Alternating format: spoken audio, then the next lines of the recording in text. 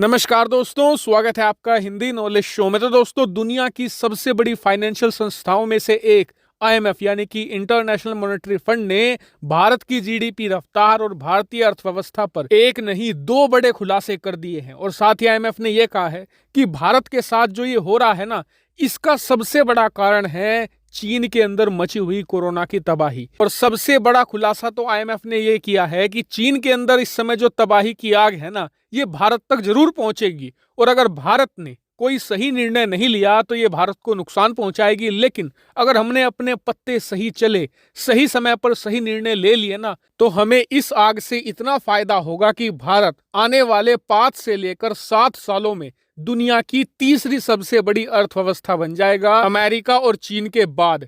इससे आप समझ सकते हैं कि ये वक्त भारत के लिए कितना नाजुक है और ये रिपोर्ट कितनी महत्वपूर्ण है। लेकिन ऐसा क्यों है और आईएमएफ ने क्या खुलासा किया है, चलिए सबसे पहले वो जानते हैं। तो दोस्तों, आईएमएफ ने ये ऐलान किया है कि भारत की जीडीपी रफ्तार इस साल यानी कि फाइनेंशियल ईयर 2022-23 में जो शुरू हुआ था 1 अप्रैल 2022 को और खत्म होगा 31 मार्च 2023 को, इस पूरे 12 महीने के सर्कल में हमारी जीडीपी रफ्तार लगभग 6.8 रहेगी। साथ ही आईएमएफ ने यह भी बताया कि इस रिपोर्ट को जब हम तैयार कर रहे थे तो हमने भारत सरकार के बड़े अधिकारियों से भी बात करी, बड़े इकोनॉमिस्ट से भी बात करी, और उनका मानना है कि भारत की जीडीपी 7% के आसपास रहेगी। लेकिन आईएमएफ का मानना यह है कि चीन में इस समय जो घटनाक्रम चल रहा है और उसका असर पूरी दुनिया पर हो रहा है, इससे हमारा मानना है कि भारत की जीडीपी रफ्तार 6.8% ही रहेगी। हालांकि उन्होंने ये कहा कि अभी भारत के पास 3 महीने हैं। अगर भारत सरकार कुछ यहाँ पर अच्छे फैसले लेती है तो 0.2% बढ़ाना कुछ बड़ी बात नहीं होगी। भारत 7% तक पहुंच सकता है और ये पूरी दुनिया में जितने भी मेजर इकोनॉमी हैं उन सब में फास्टेस्ट होगा। लेकिन जो उन्होंने अगले साल के लिए कहा है वो भारत के लिए चिंताजनक है।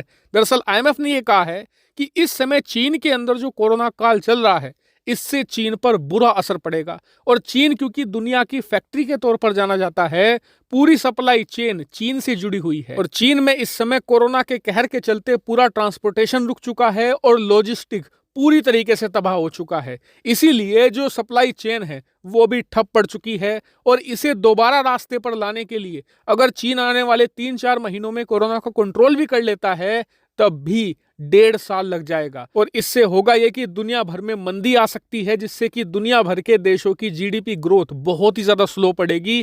खुद चीन और अमेरिका जैसे देशों की जीडीपी ग्रोथ माइनस में जा सकती है। इसीलिए हमें लगता है कि जो फाइनेंशियल ईयर 2023-24 है, जो शुरू होगा 1 अप्रैल 2023 से और खत्म होगा 31 मार्च 2024 को, इन 12 महीनों में हमने पहले अनुमान लगाया था कि भारत लगभग 7% के हिसाब से बढ़ेगा। लेकिन अब हमारा अनुमान है कि भारत की जीडीपी रफ्तार 6.1% की रफ्तार से ही बढ़ पाएगी। हालांकि आईएमएफ ने यह कहा है कि दुनिया भर की मेजर इकोनॉमी की हालत देखते हुए भारत का यह प्रदर्शन बहुत ही ज्यादा शानदार है। लेकिन अगर भारत जल्द से जल्द जर्मनी और जापान को पछाड़कर दुनिया की तीसरी सबसे बड़ी अर्थव्यवस्था बनना चाहता है तो भारत को अपनी जीडीपी रफ्तार 8% से ऊपर ही ऊपर रखनी पड़ेगी हर हालत में। और उस हिसाब से देखें तो भारत की जीडीपी रफ्तार पूरे 2% घाटे में चल रही है। लेकिन अच्छी बात यह है कि भारत इसे कवर कर सकता है। भारत के पास अभी समय है। 6 से लेकर 7 महीनों में अगर भारत कुछ बड़े स्टेप लेता है और मैन्युफैक्चरिंग सेक्टर में कुछ कमाल कर देता है तो फिर भारत 7 से लेकर 8% की रफ्तार से अगले साल बढ़ सकता है। यानी कि इस पूरी रिपोर्ट में मेन बात यही बताई गई है कि चीन में इस समय जो हो रहा है ये भारत के लिए एक बड़ा चैलेंज भी है और एक बड़ा मौका भी है। देखने वाली बात यह है कि भारत की क्या अप्रोच रहेगी। भारत इसे मौके की तरह देखता है या फिर एक परेशानी की तरह। हालांकि आपका इस पर क्या मानना है, कमेंट करके जरूर बताएगा। Thank you very much for watching video.